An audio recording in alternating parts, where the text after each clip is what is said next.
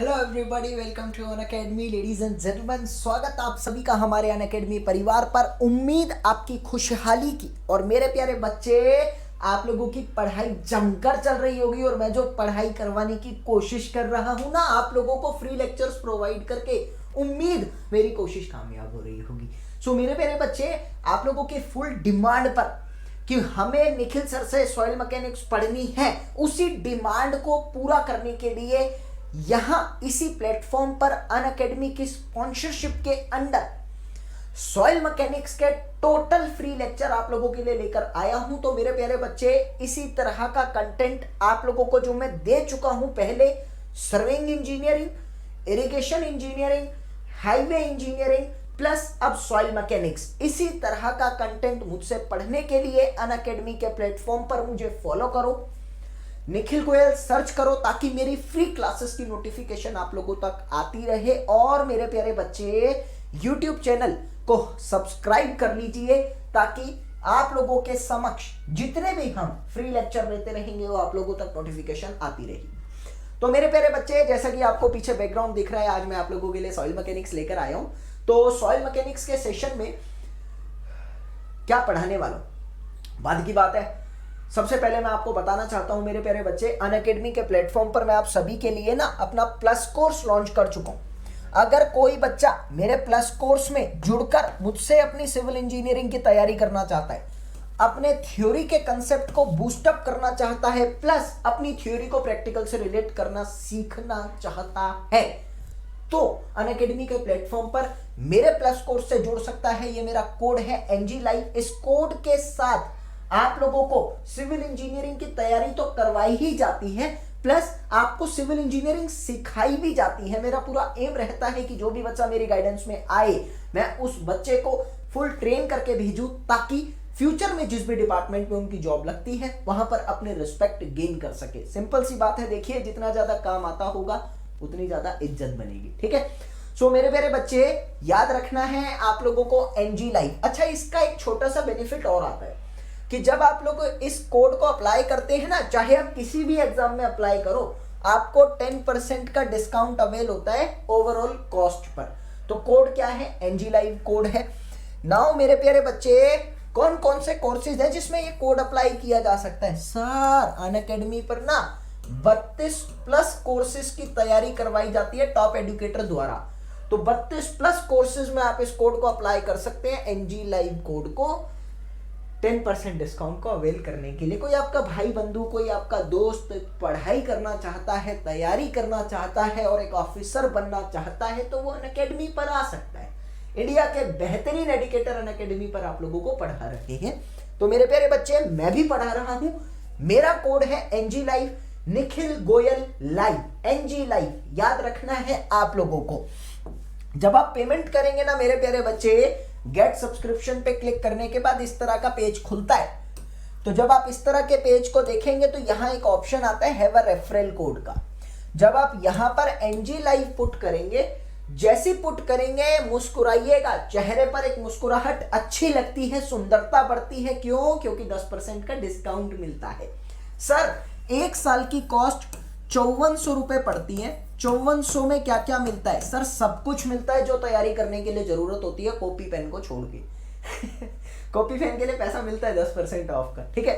तो मेरे प्यारे बच्चे, NG लाइव कोड की महत्वता क्या है कि ये आपको लाइव लेक्चर देगा, लाइव डाउट सेशन देगा, हर क्लास की PDF देगा, प्लस लास्ट मिनट रिवीजन की स्ट्रेटजी भी देगा। मतलब आपका जिस दिन एग्जाम है उस दिन के लास्ट मिनट तक भी आप अपने टीचर से इंटरेक्ट कर सकते हो।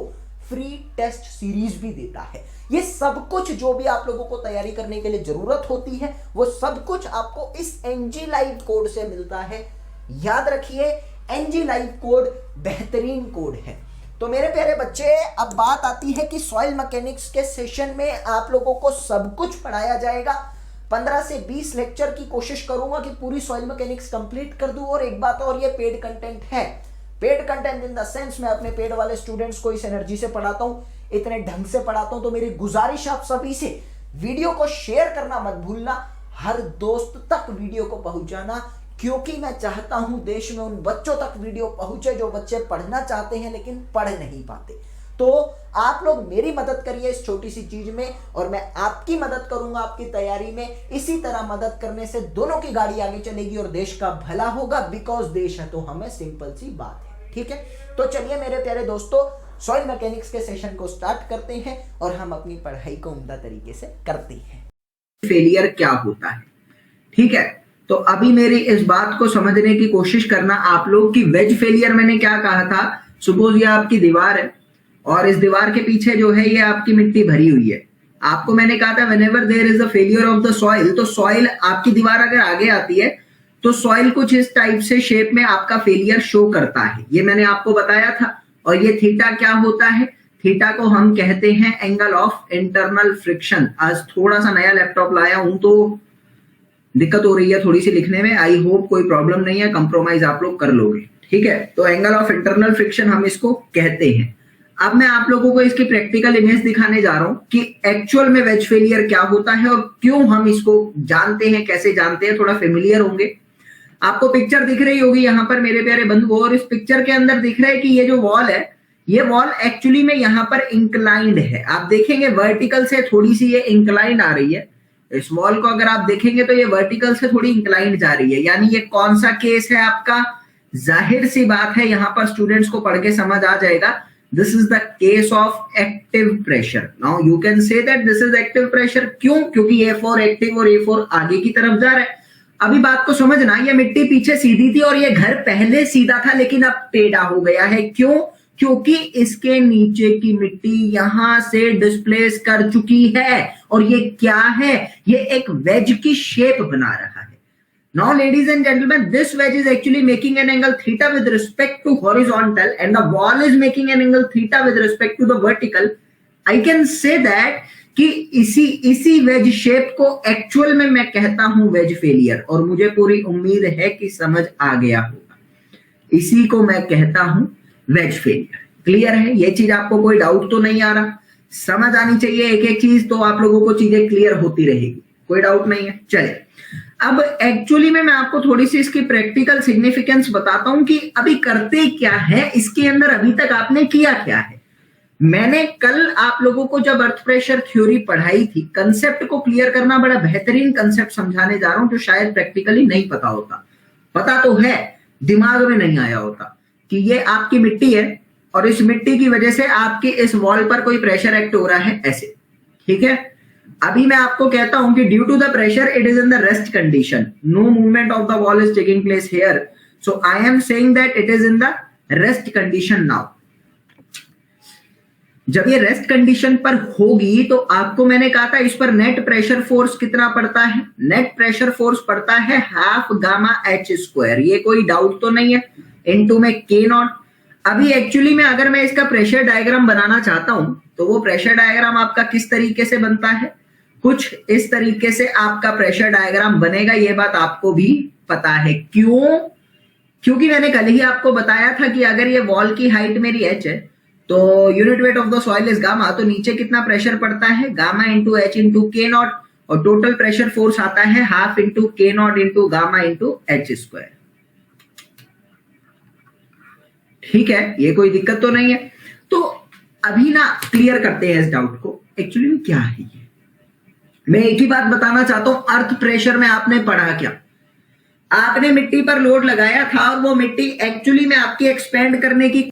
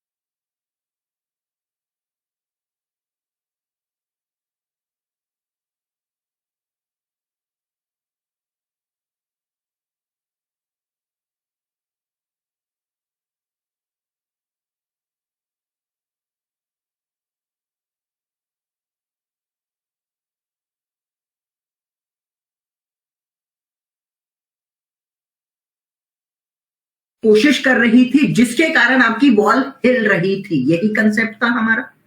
मैंने कहा अगर मिट्टी के अंदर बहुत सारे वॉइड्स है और वो वॉइड्स हवा या पानी के भरे हुए हैं, तो जब आप मिट्टी को दबाते हो ना, तो वो मिट्टी पहले हवा और पानी को बाहर निकालती है, उसके बाद में फैलना शुरू करती है। शब्दों पर गौर फरमाइएगा। मैंने कहा वो मिट्टी को आपने दबाया तो वो मिट्टी पहले दबेगी, हवा और पानी जो भी उसके अंदर है उसको बाहर निकालेगी। इट मीन्स टू से कि अपने वॉइड्स को कम करेगी, उसके बाद वो फैलना शुरू करेगी। यानी पहले मिट्टी कंसोलिडेशन या फिर कॉम्पेक्शन के प्रोसेस में जाती है और उसके बाद अर्थ प्रेशर आता है। तो मैंने कहा कि पहले आपकी मिट्टी के अंदर क्या लगता है, पहले प्रोसेस के अंदर ही आपकी मिट्टी के अंदर कंसोलिडेशन या फिर कॉम्पेक्शन लगता है। कोई डाउट तो नहीं है, कंसोलिडेशन या फिर कॉम्पेक्शन आपकी मिट्टी के अंदर लगता है। और दूसरे प्रोसेस के अंदर आपकी मिट्टी के अंदर क्या लगता है, यहां पर अर्थ प्रेशर थ्योरी लगती है।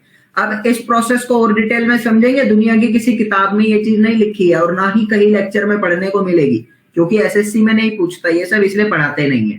थोड़ा सुन लेंगे इस चीज को कि जब आपने कंसोलिडेशन या फिर कॉम्पेक्शन का प्रोसेस किया तो आपने क्या करा मेरे प्यारे बंधुओं, अपने वॉइड्स को कम कर दिया। और जब वॉइड्स कम होता है तो आपकी मिट्टी के अंदर इफेक्टिव स्ट्रेस क्या हो जाता है, आपकी मिट्टी के अंदर इफेक्टिव स्ट्रेस जो है वो क्या हो जाता है, वो इंक्रीज हो जाता है। कोई डाउट तो नहीं है किसी तरह का। अभी बात को समझना कि आपने लोड लगाने के स्टेज पर ही अपनी मिट्टी का इफेक्टिव स्ट्रेस इंक्रीज कर दिया और उसके बाद आप अर्थ प्रेशर लगवा रहे हो। यानी अर्थ प्रेशर जब भी पड़ते हो आपको कहीं ना कहीं अपनी मिट्टी पर लगे हुए इफेक्टिव स्ट्रेस के बारे में ही पढ़ना होता है, ताकि आप लोगों को अर्थ प्रेशर से आपकी मिट्टी पर लगने वाले स्ट्रेस का पता लग जाए, आपकी मिट्टी की ताकत का पता लग जाए। समझ आया? इसीलिए पहले कॉम्पेक्शन पढ़ाया जाता है, फिर आप लोगों को अर्थ प्रेशर पढ़ाया जाता है। हम जब करेंगे ये फिनोमेना, अगर समझ आया है तो। मैं अभी आप लोगों को ना बहुत कुछ समझा रहा हूं। IES लेवल तक का कोई क्वेश्चन अगर छूट जाए तो बता देना, क्योंकि मैंने जो बोला है वो सारा कवर कर गया आप लोगों का, कुछ नहीं हटा। यार संतोष पाल, कंसोलिडेशन क्या होता है बुरा मत मानिएगा, इसके लिए लेक्चर देख लीजिए।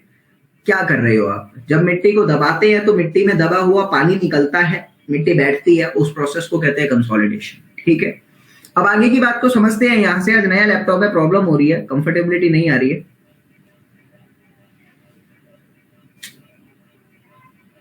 आगे की बात को क्लियर करेंगे। देखो, आपने जब इफेक्टिव स्ट्रेस पढ़ा था तो मैंने इफेक्टिव स्ट्रेस के अंदर आप लोगों को काफी सारे केसेस पढ़ाए थे। पहला केस तो पढ़ाया था मैंने कि आपका सरचार्ज सॉइल है। सरचार्ज सॉइल में क्या था कि आपकी मिट्टी के ऊपर कोई मिट्टी रखी हुई है। दूसरा केस मैंने आपको पढ़ाया था यहां पर कि स्ट्रेटिफाइड सॉइल है। ये सारे केस मैं आज भी समझाने वाला हूं, जिसको नहीं पता घबराने की जरूरत नहीं है, जिसको पता है उसको ज्यादा क्लियर होगा, जिसको नहीं पता उसको पहले का देखना पड़ेगा थोड़ा सा तो क्लियर होएगा। निर्मले गोगोई आसाम से हमारे साथ ये बनी है और हमारे थ्रू इन्होंने एडमिशन लिया, स्वागत करते हैं हम आपका। तीसरा, अभी बात आती है यहां से कि तीसरे केस में मेरे पास एक नई चीज आती है, that is known to be as the submerge soil. जब मेरी मिट्टी सबमर्ज्ड होती है तो उस केस में कैसे लगता है। और चौथा केस मेरे पास आता है जब मेरी मिट्टी कोहेसिव सॉइल होती है तो मेरा कैसा उस पर टोटल स्ट्रेस पड़ता है। ये चार कंडीशन मुझे आप लोगों को समझानी है। तो क्या आप लोग तैयार हो ये चार कंडीशन समझने के लिए? जल्दी से थम्स अप करके बताएंगे कि आप लोगों को ये नाम सुनकर थोड़ा बहुत दिमाग में आया कुछ। अगर थोड़ा बहुत भी आ गया ना तो बड़ी जल्दी से आप लोग इसको ग्रैब कर जाओगे, कोई डाउट नहीं आएगा। चले, अब मेरी बात को क्लियर करेंगे मेरे प्यारे बंधुओं। आज लिखने में थोड़ी सी राइटिंग गलत आएगी, लैपटॉप नया है, कल बदलूंगा इसको मैं। ठीक है, लिखने में थोड़ा सा दिक्कत। इफेक्टिव स्ट्रेस की वीडियो नहीं है, अरे पढ़ाई है मैंने भाई। इफेक्टिव स्ट्रेस की वीडियो विशाल मैंने स्पेशल क्लास में पढ़ाई है, मेरी स्पेशल क्लास देखना, उसमें मैंने इफेक्टिव स्ट्रेस पढ़ाया था, तो वहां से आपको समझ आ जाएगा। आज क्या इफेक्टिव स्ट्रेस होगा? नहीं, इफेक्टिव स्ट्रेस तो 10 मिनट में करा रहा हूं। उसके बाद एक नई चीज पढ़ाऊंगा, चौथा पार्ट नहीं पढ़ाया अभी तक। उसके बाद लेडीज एंड जेंटलमैन आप लोगों को 1 मिनट का होल्ड रखिए।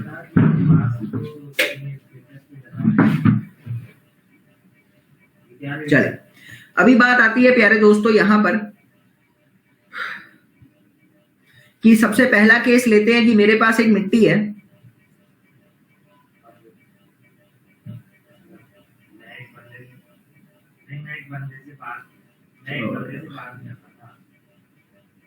मेरे पास एक मिट्टी है, सपोज ये एक वॉल है और इस वॉल पर एक मिट्टी रखी हुई है मैंने, ऐसे जरा बात को समझने की कोशिश करना। और इस मिट्टी पर पहले से मैं एक सरचार्ज लगा रहा हूं। ये वॉल की हाइट है और टोटल हाइट मेरी वॉल की है h, ठीक है। तो मैं कहूंगा at h is equal to 0 पर टोटल स्ट्रेस कितना आएगा, सिग्मा। कौन से वाला निकाल रहा हूं मैं यहाँ पर, सिग्मा निकाल रहा हूं इफेक्टिव। हमेशा अर्थ प्रेशर थ्योरी में इफेक्टिव स्ट्रेस काम आता है, ये मैंने आपको बताया। क्यों? क्योंकि वाटर तो कंसोलिडेशन में निकाल दिया जाता है, ठीक है। तो मैंने कहा कि आप लोगों का इफेक्टिव स्ट्रेस कितना लगेगा, सरचार्ज आपका लग रहा है Q किलो न्यूटन पर मीटर स्क्वायर का, तो यहां पर इफेक्टिव स्ट्रेस भी Q आ गया। लेकिन मैं कहता हूं at h is equal to h, यानी आप कहोगे बॉटम पर कितना लगेगा और टॉप पर कितना लग रहा था, टॉप पर था Q, बॉटम पर कितना लगेगा, सिग्मा डैश लगेगा। एक तो Q लग ही रहा है, प्लस में मैं यहां पर कहूंगा गामा इंटू h। तो नेट प्रेशर कितना लगा आप लोगों का, भाई ये कौन बोला, विशाल और आरुष, आप लोग गलत है। विशाल और आरुष आप गलत बोल रहे हैं। यहां पर मैं यहां पर कहना चाहता हूं कि टॉप पर आपका एक प्रेशर लग रहा था, Q प्रेशर टॉप पर लग रहा था और गामा H आपका बॉटम पर ऐड हुआ है, तो बॉटम पर ये लगेगा और टॉप पर आपका Q लग रहा था, वो लगेगा, ठीक है। तो आप गलत बोल रहे थे, जरा करेक्ट कर लेना। अब मैं इसका प्रेशर डायग्राम अगर बनाना चाहूं तो कैसे बनाऊंगा, जरा क्लियर करेंगे। मैंने कहा आप इसका प्रेशर डायग्राम बनाना चाहते हैं और प्रेशर डायग्राम बनाने के लिए आप लोगों का पहले से Q प्रेशर तो लग रहा है, लेकिन ये जो गामा H है ये कैसे वेरी कर रहा है, ये हाइट के साथ वेरी कर रहा है। पहले 0 था लेकिन बाद में ये कुछ लगने लग गया आपकी सॉइल पर।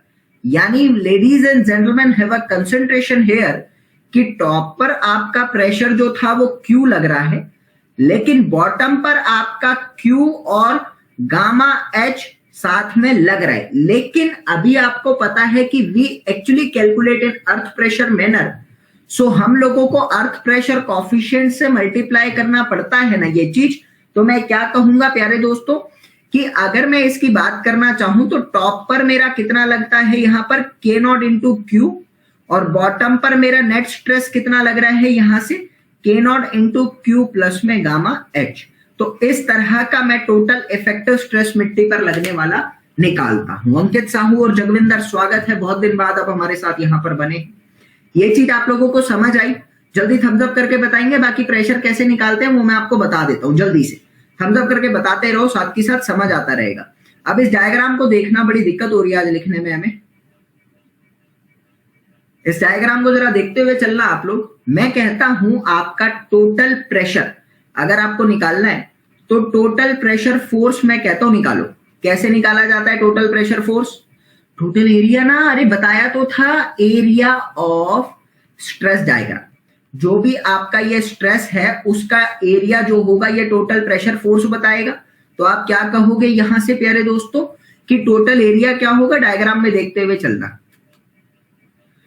क्या आ रहा है डायग्राम में, ये तो Q है और ये तो H है, तो मैंने कहा टोटल प्रेशर फोर्स आ रहा है Q इंटू H और ये ट्रायंगल का एरिया, तो एरिया टोटल एरिया कितना हो गया यहां से, टोटल एरिया आपका बन गया है Q इंटू H प्लस में half into base into height into में K नॉट तो आपका लगेगा ही लगेगा, कोई डाउट तो नहीं आ रहा।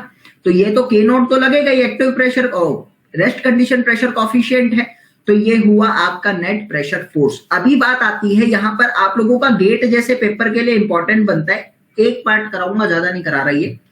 मूवमेंट कैसे निकालते हैं, मूवमेंट के लिए मैंने फॉर्मूला बताया था, फोर्स इंटू परपेंडिकुलर एरिया होता है। अच्छा, फोर्स कितना है आपका K naught upon 2 QH plus में gamma H square into perpendicular area कौन सा, मैंने कहा जो इस पूरे डायग्राम का सेंटर ऑफ ग्रेविटी होगा ना, जो इस पूरे डायग्राम का सेंटर ऑफ ग्रेविटी होगा। रोहित यादव गलत बोल रहे हैं, आप गलत बोल रहे हैं। ये क्या है, ये जो डिस्टेंस होता है परपेंडिकुलर एरिया, ये क्या होता है, ये एक्चुअली में सेंटर ऑफ ग्रेविटी होता है प्रेशर डायग्राम का।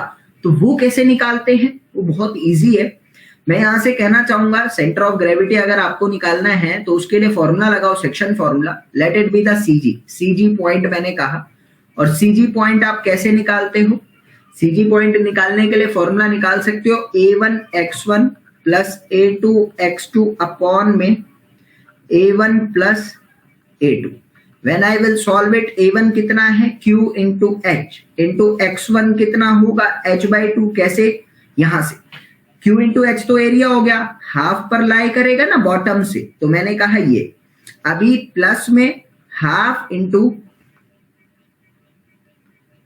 इंटू बेस कितना आ रहा है q gamma not into h square into h/3 और टोटल कितना आ रहा है नीचे QH plus gamma H square upon 2। When I will solve it, I will get the center of gravity और इस तरीके से मैं अपना मोमेंट निकालता हूं। No need to learn the moment, but you need to understand the concept because आपके JE के लिए ये कंसेप्ट इंपॉर्टेंट बनता है, बट ये फॉर्मूला इंपॉर्टेंट नहीं है क्योंकि JE में नहीं आता, गेट लेवल का क्वेश्चन आता है। सीरियसली मैंने तो बस आपको वैसे ही समझा दिया, ठीक है। अब इसके बाद मेरा एक और केस आता है, सौरभ श्री कह रहे हैं दोबारा समझो, दोबारा से समझो। था क्या भैया, सबसे पहले मैंने कहा था कि आपके पास एक मिट्टी है, और उस मिट्टी पर आप कोई सरचार्ज लगाकर रखे हो क्यू का, तो टॉप पर कितना स्ट्रेस पड़ रहा है? सिर्फ सरचार्ज के कारण पड़ रहा है क्यू। लेकिन बॉटम की मैं बात करता हूं तो बॉटम पर क्यू प्लस में गामा इंटू एच दोनों स्ट्रेस पड़ रहे हैं। मैंने अगर इसका स्ट्रेस डायग्राम बनाया तो कुछ इस तरीके का बनाया, और मेरे को पता है रेस्ट कंडीशन पर है ये, मैंने कहा ये रेस्ट कंडीशन पर है, तो आपका कॉफिशिएंट कौन सा होगा? K not. तो टॉप पर कितना प्रेशर पड़ेगा? K नॉट इंटू क्यू, और बॉटम पर कितना पड़ेगा? K नॉट इंटू टोटल कितना हुआ? गामा एच प्लस में क्यू। मैंने कहा इतना मेरा स्ट्रेस पड़ गया टोटल। और अगर आप सरचार्ज मतलब स्टैटिक लोड, स्टैटिक लोड ही होता है कृष्णा पांडे, सरचार्ज का मतलब स्टैटिक लोड होता है। डायनामिक लोडिंग के केस में हम लोग सरचार्ज वो निकालते तो हैं अर्थ प्रेशर कॉफिशिएंट, लेकिन हम वहां पर क्या करते हैं, फिर इंपैक्ट फैक्टर लेकर आते हैं। वो हमारे सिलेबस में नहीं है, इसलिए मैं यहाँ पर पढ़ाऊंगा नहीं। वो जनरली हम लोग गेट में भी 10% चांस होते कि वो आएगा डायनामिक इफेक्ट, वो आता नहीं है जनरली, ठीक है। तो बात आती है यहां से, अगर इसका फोर्स निकालना है तो आप क्या करेंगे? Total area of the stress diagram is equal to में फोर्स, क्योंकि stress into area is called force होता है, तो स्ट्रेस डायग्राम का एरिया आपको फोर्स बताएगा हमेशा। निकालते हैं जल्दी से area, Q into H plus में half into gamma H into H. मैंने क्या करा, यहां से एरिया निकाला और K नोट से मल्टीप्लाई करा, क्योंकि अर्थ प्रेशर फोर्स आपको निकालना है। तो अब आपने निकाली यहां से मोमेंट। मोमेंट क्या होता है? फोर्स इनटू में सेंटर ऑफ ग्रेविटी। फोर्स का फॉर्मूला तो ऊपर से चेप दिया, लेकिन सेंटर ऑफ ग्रेविटी कैसे निकाला आपने? सेंटर ऑफ ग्रेविटी आपको टोटल निकालना है इस स्ट्रेस डायग्राम का। तो आप क्या करेंगे? फॉर्मूला लगाएंगे, सेक्शन फॉर्मूला, ये आपने बचपन में कभी 8th या 7th क्लास में पढ़ा होगा। a1x1 plus a2x2 upon a1 plus a2। a1 a2 तो समझ आ गया, एरिया है, लेकिन x1 क्या है? Centre of gravity of rectangle, centre of gravity of triangle is x2। तो वैल्यू पुट करी, आंसर निकाल के आप पुट कर सकते हैं, कोई प्रॉब्लम नहीं है, ठीक है। चलिए आगे की अगर मैं बात करता हूं, इसके बाद मेरे पास एक दूसरा केस आता है, late it be the surcharge case. Surcharge करो, सबमर्ज केस, इसको भी समझ कर चलेंगे। सबमर्ज सॉइल है मेरे पास, मैंने कहा suppose there is a wall and the wall is having the soil behind it that is known to be as the backfill. ये मैंने आप लोगों को बता रखा है। अभी एक्चुअली में ये बैकफिल ऐसी नहीं है, आपको बोला गया है ये बैकफिल कहां से कहां तक है। ये बैकफिल यहां से शुरू हो रही है और इस बैकफिल के ऊपर पूरा का पूरा पानी है। तो H1 हाइट तक पानी है और H2 हाइट से बैकफिल शुरू हो रही है, ठीक है, ये आपको बोला गया है। नाउ लेडीज एंड जेंटलमैन, आपको बोला गया इसका प्रेशर डायग्राम बताओ, क्या करोगे? सबसे पहले तो मैंने आपको बताया कि you actually calculate the effective stress. बच्चों को ये कंफ्यूजन होती है यहां पर कि यार जिस मिट्टी के ऊपर पानी है उस मिट्टी का वजन भी तो मैं लूंगा। यहां पर अभी कंफ्यूजन आती है बच्चों को, वो चीज समझना। मोमेंट किया गेट के लिए पढ़ना होगा, हाँ गेट के लिए पढ़ना होगा मोमेंट। वैसे सौमंता सिन्हा जेई के लिए भी पढ़ना होता है, लेकिन जेई में जो क्वेश्चन आएगा अगर बाई चांस आ गया तो सोम में आता है और सिर्फ मोमेंट कैलकुलेट होती है। गेट में क्वेश्चन आता है तो वो मोमेंट कैलकुलेट करने का नहीं आता, वो आप लोगों को क्वेश्चन कुछ इस तरीके का देगा कि डायग्राम दे देगा और उसका मोमेंट कैलकुलेट करना होता है। तो सिंपल नहीं आता, वो थोड़ा घुमा के देता है, जैसे अर्थ प्रेशर थ्योरी में दे देगा, या फिर कॉम्पैक्शन वाले केस में आंसर निकालना होता है कंसोलिडेशन में, इस तरीके से कंसेप्ट में देता है। ठीक है, तो ये चीज क्लियर करना। सबमर्ज का मतलब क्या है? ऊपर पानी है। बच्चों के दिमाग में क्वेश्चन क्या आता है कि यार जब पानी मिट्टी के ऊपर प्रेजेंट है तो क्या इस मिट्टी पर लगने वाला पानी के वजन का भी कंसीडर करा जाएगा? जाहिर सी बात है ना, बच्चों के अकॉर्डिंग ये पानी तो सरचार्ज का केस है यहां पर। लेकिन प्यारे दोस्तों, आप करते क्या हो? आपको मैंने बताया था कि एक्चुअली में जब पानी मिट्टी के ऊपर होता है, प्रैक्टिकली समझिएगा, अच्छी चीज है, वो पानी आपके मिट्टी की ताकत को पहले से कम कर रहा है, तो आप उसको कहते हो सबमर्ज सॉइल। सबमर्ज सॉइल में ताकत कम होती है, बीएफ माइनस कर देते हो आप वहां से, पहले पढ़ा रखा है। तो आप यहां पर पानी को सरचार्ज की तरह नहीं मानोगे, क्योंकि आप पहले से मिट्टी को सबमर्ज मान के चल रहे हो। अगर आप मिट्टी को सबमर्ज नहीं मानते तो पानी को सरचार्ज लेकर चलना, लेकिन सबमर्ज मारने का मतलब ही यही है कि आपने पानी का इफेक्ट कंसीडर कर लिया है पहले से, इसलिए सरचार्ज यहां पर ये नहीं होता। तो मैं कहूंगा कि इफेक्टिव स्ट्रेस के केस में आपका ये पानी वानी तो देखा ही नहीं जाएगा, खत्म करो इसको, बिल्कुल कोई डाउट ही नहीं है। तो सिर्फ और सिर्फ अगर आपको इसका इफेक्टिव स्ट्रेस डायग्राम बनाना हुआ तो कैसे बनाया जाएगा? मैंने कहा यहां पर ये आया आप लोगों का, और प्यारे दोस्तों यहां से शुरू होएगा आपका इफेक्टिव स्ट्रेस, और किस तरह से वेरी करेगा ये मैं कहूंगा। ये मेरा H2 है और ये मेरा गामा सबमर्ज है और ये मेरा H2 है। तो टोटल प्रेशर कितने से वेरी करेगा आपका?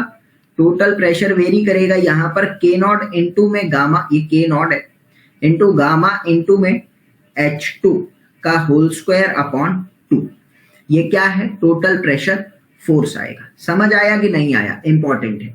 If you are considering the total pressure, अगर आपको क्वेश्चन में बोल दिया जाए कि इसी के लिए मेरे को टोटल प्रेशर का वो बताओ, टोटल प्रेशर का डायग्राम बनाकर दिखाओ कैसे होगा, ये ऑब्जेक्टिव में पूछे जाते हैं जनरली। तो क्या करूंगा मैं यहां पर? फिर मेरे प्यारे दोस्तों आप लोगों को गामा डब्ल्यू भी लेकर चलना पड़ेगा कि H1 हाइट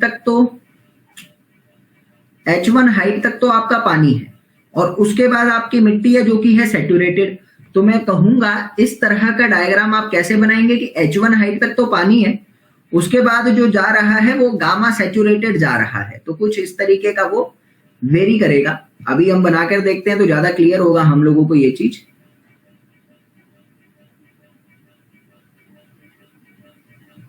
ये क्या है? ये तो आएगा मेरा गामा डब्ल्यू इंटू H1, और ये क्या आएगा? गामा सेट इंटू में H1 प्लस H2। तो ये टोटल हुआ, लेकिन इफेक्टिव के केस में हमेशा सबमर्ज लिया जाता है। तो इस तरह के क्वेश्चन को आप लोग क्लियर करते जाना, कोई डाउट नहीं आना चाहिए। अभी मेरे पास आता है यहां पर स्ट्रेटिफाइड सॉइल। इस चीज को क्लियर करेंगे, बड़ा इंपॉर्टेंट कंसेप्ट है स्ट्रेटिफाइड सॉइल। और एसएससी जेई के मेंस में इसके क्वेश्चन आ चुके हैं 2 से 3 बार। मेंस के लिए बड़ा इंपॉर्टेंट टॉपिक बनता है, न्यूमेरिकल आ ही जाता है। तो ये चीज समझकर चलना। सपोज मैं कहता हूं आपके पास एक बॉल है, आज के लिए थोड़ा सा कंप्रोमाइज करना यार, लिखने में बड़ी दिक्कत हो रही है मेरे को, तो ज्यादा साफ नहीं आ रहा और कंसेप्ट भी मेरे ख्याल में ज्यादा क्लियर नहीं कर पा रहा मैं, फिर भी कोशिश पूरी जा रही है। ये चीज क्लियर हो रही है? अभी मैंने कहा स्ट्रेटिफाइड सॉइल। स्ट्रेटिफाइड सॉइल का मतलब क्या होता है कि 2 या 2 से ज्यादा तरह की मिट्टी जब आपस में मिलती है तो लेयर्स की फॉर्म में बढ़ जाती है, एक लेयर, दूसरी लेयर, तीसरी लेयर। तो जब 2 या 2 प्रकार से ज्यादा की मिट्टी आपस में मिलती है in the form of layers, that is known to be as the stratified soil. मैं यहां पर आप लोगों को कहता हूं कि सपोज आपके पास ये 2 तरह की मिट्टी आई।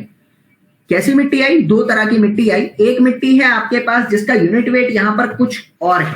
मैं एग्जांपल के तौर पर देता हूं आपको, ये क्वेश्चन टाइप में बन जाएगा आपका। एक मिट्टी है यहां पर जिसका यूनिट वेट 18 किलो न्यूटन का है, और एक मिट्टी है जिसका यूनिट वेट 20 किलो न्यूटन का है। इस मिट्टी के लिए प्यारे दोस्तों आपका फाई जो है वो है 35 डिग्री का। मैं क्वेश्चन के तौर पर करवाऊंगा, समझ आ जाएगा, कोई डाउट नहीं। इस मिट्टी के तौर पर आपका फाई जो है वो 30 डिग्री का है। इस मिट्टी की हाइट जो है वो 3 मीटर की है और इस मिट्टी की हाइट 6 मीटर की है। बनाने पर मत जाना, डायग्राम पर जाना। ये 3 मीटर तक, ये 6 मीटर तक। आपको बोला है इसका स्ट्रेस डायग्राम बताओ। Let it be the 3 points A, B और सी। तो मैंने कहा ए से बी तक तो आपकी 1 टाइप की सॉइल है और बी से सी तक आपकी 2nd टाइप की सॉइल है। तो आपको दोनों सॉइल के कारण टोटल स्ट्रेस यहां पर बताना है। Concept is very important, please have a concentration here, तो चीजें क्लियर होगी। 1 मिनट रुको।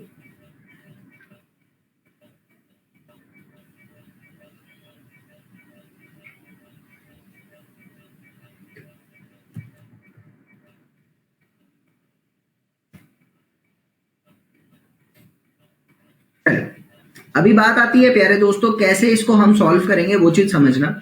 मैंने कहा ए से बी तक रीजन में आपकी जो मिट्टी है वो 18 और 35 डिग्री का डाटा शो कर रही है। ये है आपका फाई और ये है आपका गामा।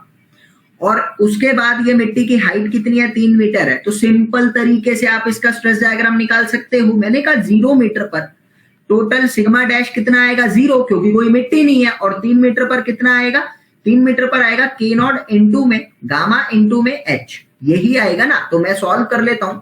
ये जब 35 है तो 1 माइनस में आप निकाल सकते हो ना इसको, के नॉट की value, K naught K A, case is the active earth pressure का, वो सब समझ जाओगे, कोई दिक्कत नहीं है। मैंने कहा के ए की वैल्यू जब आप इसको सॉल्व करोगे 1 minus sine 35 upon 1 minus plus में साइन 35, सॉल्व करने के बाद आपका के ए का वैल्यू इसका आ रहा है, मैं लिख ही रहा हूं, जो भी सॉल्व करने के बाद आ रहा है वो हम लगा देंगे यहां पर।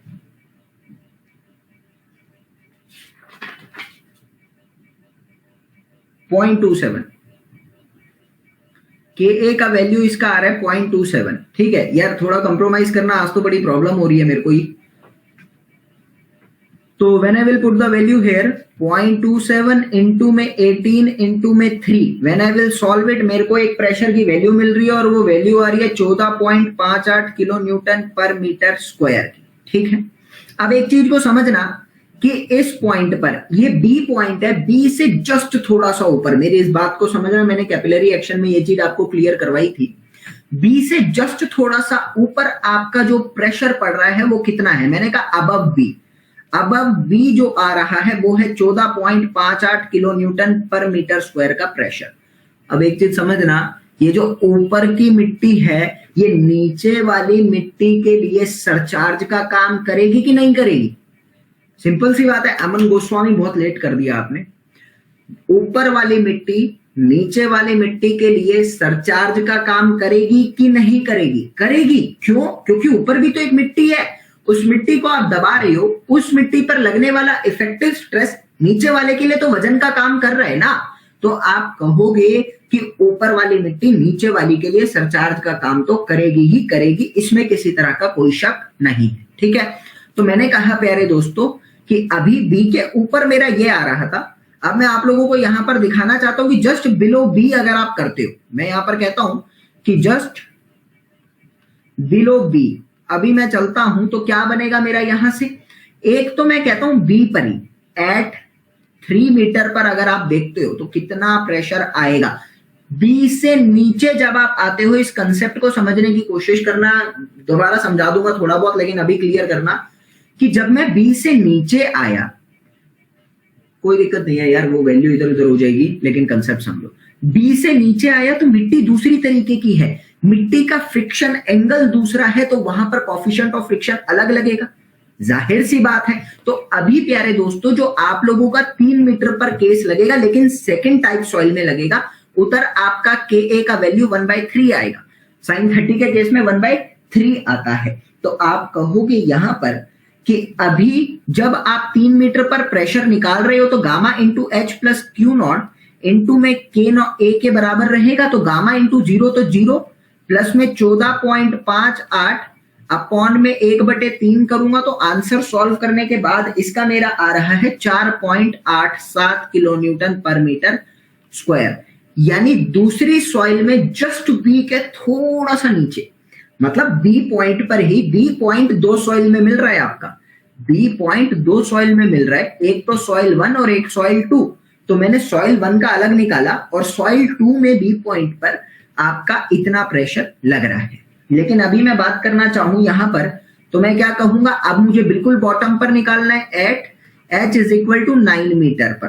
3 और 6 9 होता है ना, तो 9 मीटर पर निकाला, क्या आ गया 1/3 ऑफ गामा कितना था दूसरी सॉइल का, दूसरी सॉइल का गामा 20 था, इंटू हाइट कितनी है 6, और ये कितना आ रहा था Q0 14.58। When I will solve it I will get it as 44.86 kilo newton पर मीटर स्क्वायर।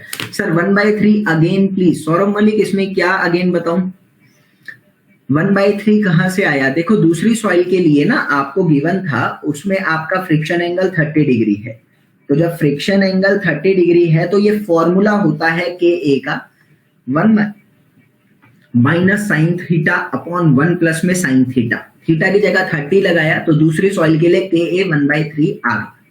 समझ आया? जल्दी थम्स अप करके बताओ समझ आया। समझ आ गया तो फिर मैं आगे चलूंगा, जल्दी बताएंगे समझ आया कि नहीं आया। चलो आगे। अभी मेरी बात आती है प्यारे दोस्तों यहां पर कि अगर मैं आगे की तरफ इस पे कंसेप्ट क्लियरेशन चाहता हूं तो मेरे को बस एक प्रेशर डायग्राम बनाना है, बाकी सब समझ में आ चुका होगा। प्रेशर डायग्राम किस तरह से बनाऊंगा, सबसे पहले ऊपर 0 था, 3 मीटर पर आया कितना था 14.58 आई थिंक सो। फिर वहीं पर ही 3 मीटर पर ही जब मैं दूसरी सॉइल में जा रहा हूं तो ये प्रेशर कम हो गया था, कितना 4 पॉइंट कुछ का हो गया था। फिर लास्ट में जब मैं गया तो यही प्रेशर मेरा 44 का जा रहा है लास्ट में 9 मीटर पर। तो इस तरह का मेरा इसका प्रेशर डायग्राम बनेगा और उम्मीद समझ आया होगा, कोई प्रॉब्लम नहीं आई होगी आप लोगों को इसमें। ये कितना आ रहा है 14.58 का, ये कितना आ रहा है 4.87 का, और ये कितना आ रहा है 44.86 का। तो ये इस तरीके से मेरा टोटल प्रेशर निकला। अगर मैं टोटल प्रेशर फोर्स निकालना चाहता हूं, मैंने कहा टोटल प्रेशर फोर्स निकालो, तो जिंदगी में कभी भी कहीं भी सोम हो, सॉइल मैकेनिक्स हो, सॉलिड मैकेनिक्स हो, स्ट्रक्चर हो, कहीं भी एक ही चीज याद रखना कि प्रेशर डायग्राम का एरिया, आरसीसी में भी काम आती है ये चीज आपकी, प्रेशर डायग्राम का एरिया आपको फोर्स बताता है हमेशा। ठीक है, तो मैं कहूंगा टोटल एरिया निकाल लो। सपोज मैं कहता हूं कि आपको निकालना है फोर्स एट 3 मीटर, तो मैं कहूंगा area of, let it be let the name be as A B C D, ये डॉटेड कर दिया मैंने, E और F। तो मैं यहां से कहूंगा area of A B D, ये आप निकाल लोगे, निकल जाएगा। सिमिलरली आपको एरिया ऑफ पूरे का निकालना है तो दोनों का प्लस कर दो। मैं कहूंगा 6 मीटर तक के डिस्टेंस का निकालना है तो एरिया ऑफ ट्रेपीजियम निकाल दो। तो इस तरीके से आप अपने क्वेश्चन को सॉल्व कर सकते हो। ठीक है, कोई डाउट नहीं आना चाहिए, बहुत इजी कंसेप्ट है, बस समझ में आना चाहिए। जरूरी है एक बारी दोबारा समझने की जरूरत है तो भी बता दो, कोई ऐसी दिक्कत नहीं है, बस मुझे क्लियर करना है कंसेप्ट आप लोगों को। टाइम मत वेस्ट करना, कहीं कह दो दोबारा बता ही दो। जल्दी बताओ समझ आया कि नहीं आया, थम्स अप।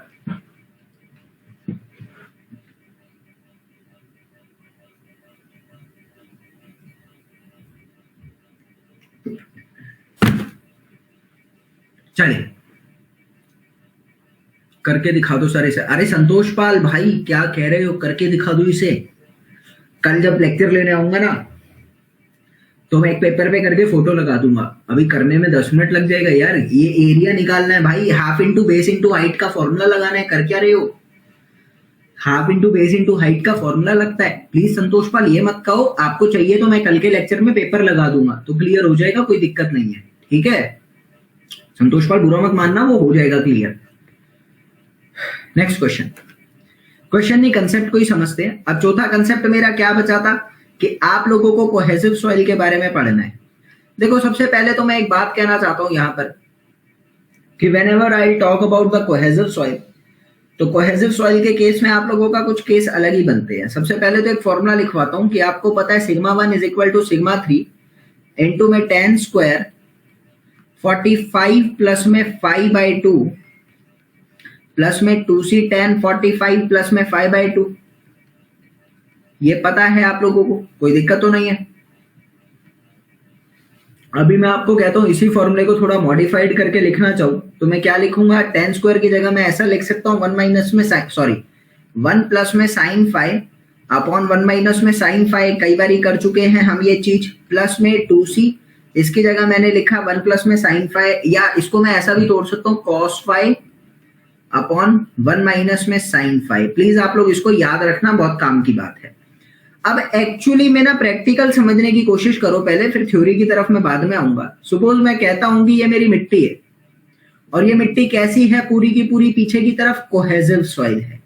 कोहेसिव का मतलब चिकनी मिट्टी जो आपस में बिल्कुल चिपक कर रहती है। मैंने कहा आपने इसमें गड्ढा खोदा तो चिकनी मिट्टी में ताकत होती है कि वो अपने पार्टिकल के साथ चिपक के रहती है। गड्ढा खोदने के बाद हो सकता है कि कुछ डेप्थ तक आपकी मिट्टी जमीन पर ना गिरे। क्यों? क्योंकि वो दूसरे पार्टिकल के साथ चिपकी हुई है। लेकिन ज्यादा डेप्थ तक आपने गड्ढा खोदा तो इस मिट्टी पर पीछे से एक प्रेशर पड़ रहा है।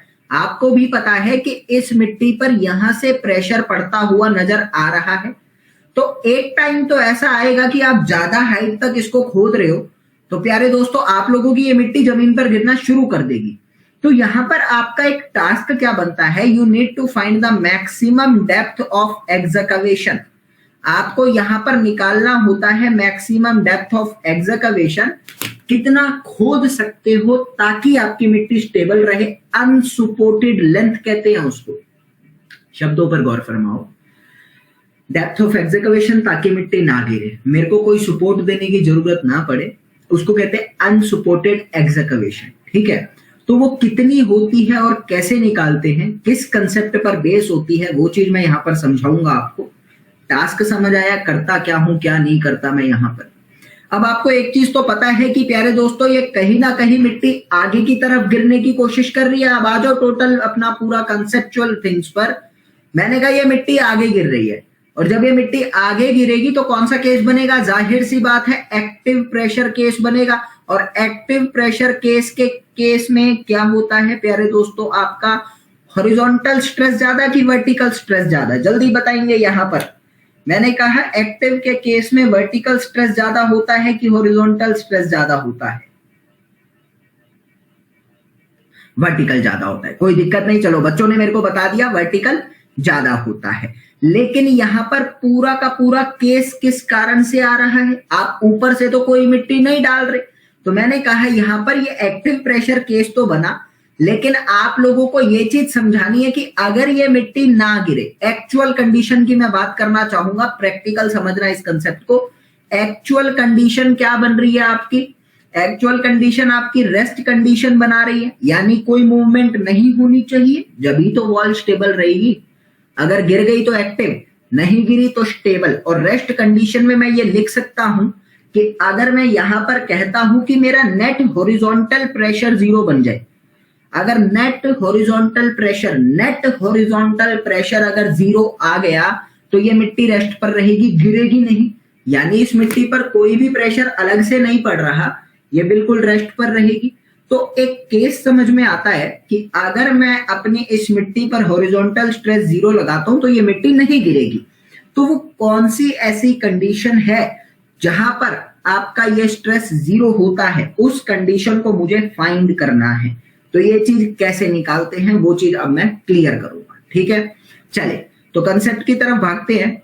क्या कहता है, ये चीज आपने करी तो आप इसको लिखेंगे प्यारे दोस्तों, सिग्मा 1 इंटू में 1 माइनस में sine five is equal to sigma 3 into में 1 प्लस में साइन फाइव प्लस में 2c cos five.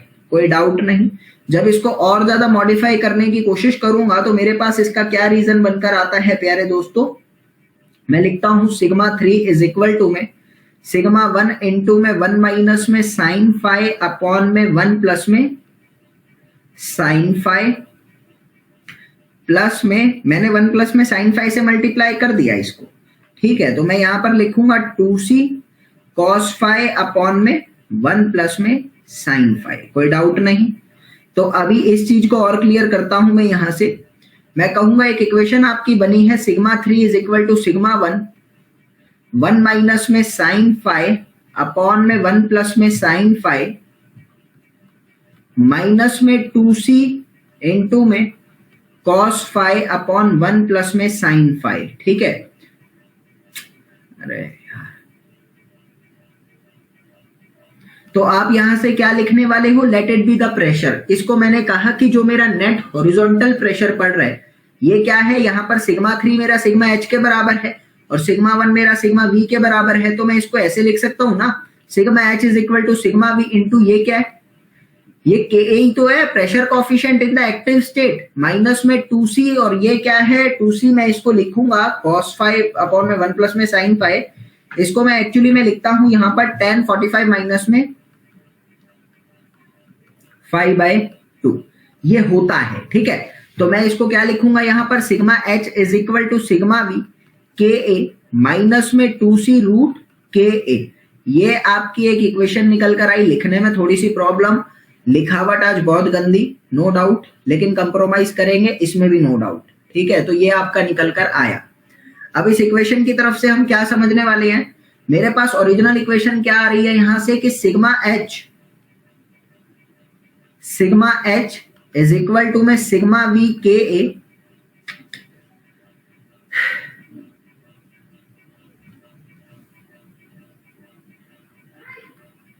Sigma V K A minus में 2c रूट के ए, ठीक है।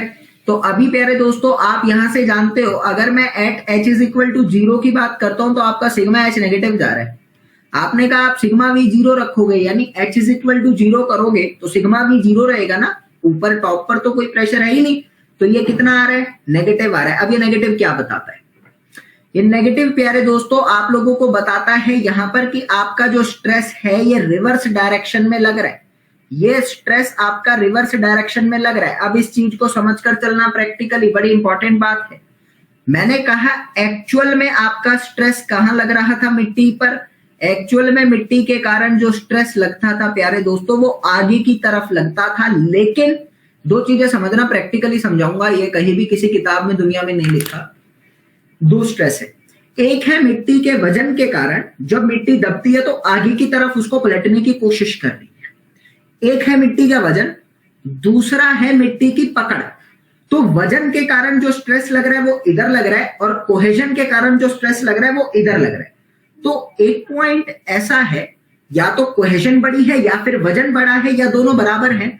तो मैंने कहा जब आपने इसकी बात करी, इस रीजन की बात करी टॉप की, तो टॉप पर एक कोहेजन फोर्स लग रहा है। कोहेजन फोर्स मतलब वो मिट्टी आसानी के साथ अपने पार्टिकल के साथ चिपकी है, उस पर इस डायरेक्शन में कोई भी फोर्स नहीं लग रहा, समझ रहे हो। तो मिट्टी अपने पास में चिपकी हुई है, अभी गिरेगी नहीं किसी भी हालत में।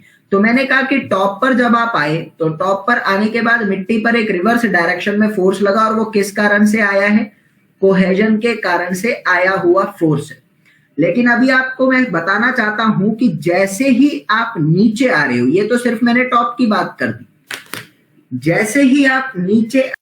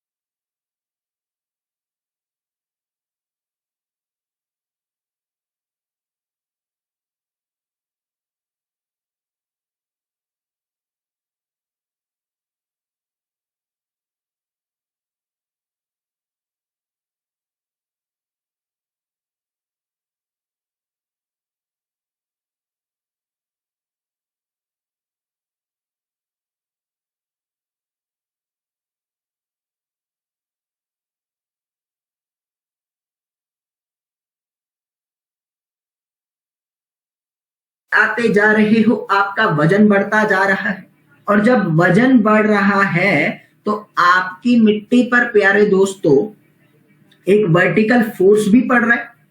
जैसे जैसे नीचे आ रहे हो वजन बढ़ता जा रहा है, वर्टिकल फोर्स बढ़ रहा है, और वो वर्टिकल फोर्स के कारण एक्टिव कंडीशन बढ़ रही है, यानी कोहेजन के ऑपोजिट डायरेक्शन में स्ट्रेस बढ़ता जा रहा है। थम्स अप करो जल्दी से, समझ आया तो, कंसेप्ट अच्छा है।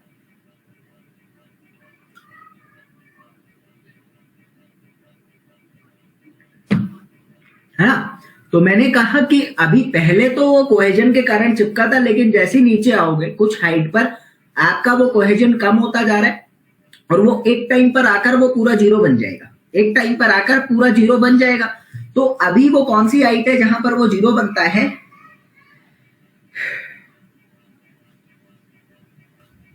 एक तो आज लिखने में इतनी दिक्कत हो रही है। मैंने कहा at H is equal to H पर मैं गया, और at H is equal to H पर सिग्मा एच का क्या वैल्यू आ रहा है? के ए सिग्मा वी माइनस में 2c रूट के ए। अभी सिग्मा वी की जगह मैं डायरेक्ट लिख रहा हूं गामा इंटू एच इंटू में के A minus 2c root K A. ये क्या है? At H is equal to H पर आपका नेट प्रेशर आया। ठीक है, अभी बात को समझना कि मैं कहता हूं आपको नेट प्रेशर जीरो बनाना है। अगर मैं कहता हूं सिग्मा एच जीरो बनाना है, तो आपकी एच की वैल्यू कितनी होगी यह बोला गया है। फॉर्मूला लिखते हैं, गामा इंटू एच इंटू के ए माइनस में 2c रूट के ए, ये था, और ये जीरो बनाना है तो मैं क्या लिख दूं? Gamma H K A is equal to 2c root K A. When I will solve it I will get it as H is equal to 2c upon में गामा रूट के ए। ये क्या है? ये actually में वो height है जहां पर नेट प्रेशर जीरो होता है, जहां पर मिट्टी पर लगने वाला नेट प्रेशर जीरो है, वो ये हाइट है। ठीक है, अब मैं कहता हूं कि अगर मैं इसी को दोबारा अच्छे से समझने की कोशिश करता हूं, मैंने कहा सपोज ये वो हाइट है, let this height be H. मैंने कहा let this height be H जहां पर प्रेशर जीरो है। अब इस हाइट से अगर नीचे आऊंगा तो प्रेशर बढ़ना शुरू होगा। यार क्या बोलते हैं, धीरेन्द्र कुमार पाल, आज के एडजस्ट करो, मैंने लैपटॉप बदला। अब यार वो नया नया जब होता है तो फेमिलियर मैं भी नहीं हूँ, लैपटॉप बदलने के कारण आज प्रॉब्लम हो रही है। बस आज की एडजस्टमेंट कर लो। मैं इसका ना लिखा हुआ अपने हैंड रिटन नोट्स आपको दे दूंगा पीडीएफ की फॉर्म में, कैसे भी करके दे दूंगा, पक्का दे दूंगा। लेकिन आज की थोड़ी प्रॉब्लम है, नया लैपटॉप बदला है, मुझे भी नहीं पता था ये सीन बनेगा। आज के लिए थोड़ा एडजस्ट कर लो, ठीक है, फिर हो जाएगा, कोई ऐसी दिक्कत नहीं है। तो ये चीज मैं नोट्स दे दूंगा। हाँ ठीक है, कोई बात नहीं। पूजा बेन बाद में देख लो, इसमें कोई दिक्कत नहीं है। पूजा बेन शायद से हमसे ही इन्होंने रजिस्टर करवाया था, बहुत बढ़िया। हमारे थ्रू ये आई है पूजा बेन, पहचान गए हम आपको। कोई बात नहीं, आप बाद में देख लो, कोई ऐसी प्रॉब्लम नहीं है, बाद में देख लो आप। ये चीज करना, ये चीज समझ आई। अब आप एच हाइट से नीचे जा रहे हो, एच हाइट से नीचे जाने का मतलब आप अब एक्टिव प्रेशर को बढ़ा रहे हो। नीचे आए थे, एक प्रेशर जीरो हुआ, अब खाली एक्टिव प्रेशर बढ़ेगा, तो आपका प्रेशर बढ़ता जा रहा है। इस चीज को समझना। और एक पॉइंट ऐसा आएगा, मैं कहता हूं अब आपका प्रेशर बढ़ता जा रहा है, और जब प्रेशर बढ़ता जा रहा है तो आप कहोगे कि एक पॉइंट आएगा, there is one point where compression is equal to tension होगा। अब समझना ये क्या बोल रहा हूं मैंने कहा कि एक्चुअल में जब आपका ये मिट्टी ऊपर टॉप की बात कर रहा था तो टॉप पे कंप्रेशन था, फिर यहां जीरो आया, लेकिन एक पॉइंट ऐसा आएगा, नीचे आने पर तो टेंशन लग रहा है ना, मिट्टी खींच रही है, तो नीचे आने पर टेंशन बढ़ रहा है। एक पॉइंट ऐसा आएगा कि जितना कंप्रेशन ऊपर था उतना टेंशन नीचे भी होगा। तो मैं उस पॉइंट की अगर बात करता हूं, इस चीज को समझने की कोशिश करना, मैं डायग्राम की हेल्प से समझा रहा हूं आपको। सपोज मैंने कहा आपने इसको डायग्रामेटिकली समझा, यहां पर आपका एक कंप्रेशन लग रहा था, फिर आपका ये हाइट के साथ जीरो बना, और जीरो बनने के बाद यही नीचे आ रहा है, और नीचे आने के बाद एक पॉइंट ऐसा आएगा जहां पर टेंशन और कंप्रेशन बराबर आ रहे हैं। ठीक है, तो ये चीज को समझने की कोशिश करना। ये क्या था आपका? -2c रूट के ए, ये हाइट थी h। अभी एक चीज समझना कि मिट्टी तो सेम है ना, मिट्टी तो सेम है, जितना ये हाइट है ना उतनी ये भी हाइट होगी। और यहां पर ये जो टेंशन पड़ रहा है ये पॉजिटिव मैनर में पड़ेगा और बिल्कुल सेम पड़ेगा। यानी मैं कह सकता हूं कि net pressure, late it be the point O, late it B point A and let it B point B। अब मेरे कंसेप्ट को समझना जो कि मैं आज तक नहीं समझा। सर शुरू का भी अगर हैंड रिटन नोट्स देंगे तो अच्छा होगा हम लोगों के लिए प्लीज। यार शुरू का तो नहीं कह सकता, इसका तो दे दूंगा। शुरू का नहीं कह सकता, इसका तो मैं दे दूंगा पक्का, कोशिश करूंगा।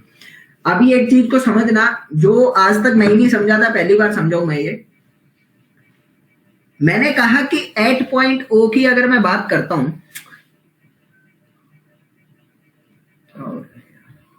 एट पॉइंट O की मैं बात करता हूं अगर यहां से, तो O पॉइंट पर क्या है आपका नेट प्रेशर 0 है, ठीक है। और अगर मैं बात करता हूं एट पॉइंट B की, तो B पर क्या है नेट फोर्स 0 है। ये चीज को समझकर चलना कि O पॉइंट पर नेट प्रेशर 0 होता है लेकिन B पॉइंट पर नेट फोर्स 0 होता है, क्योंकि कंप्रेशन और टेंशन बराबर होते हैं। उल्टी साइड सीधी साइड दोनों कैंसिल होके 0 बना देते हैं। तो ये चीज आपको समझकर चलनी है। इसलिए पेपर में आपसे बोला जाता है प्यारे दोस्तों यहां पर कि अभी आप लोगों को बताना है अनसपोर्टेड लेंथ आप कितनी रख सकते हैं। ये एसएससी के पेपर में न्यूमेरिकल भी आता है, मेंस में और ऑब्जेक्टिव में पूछता है अनसपोर्टेड लेंथ।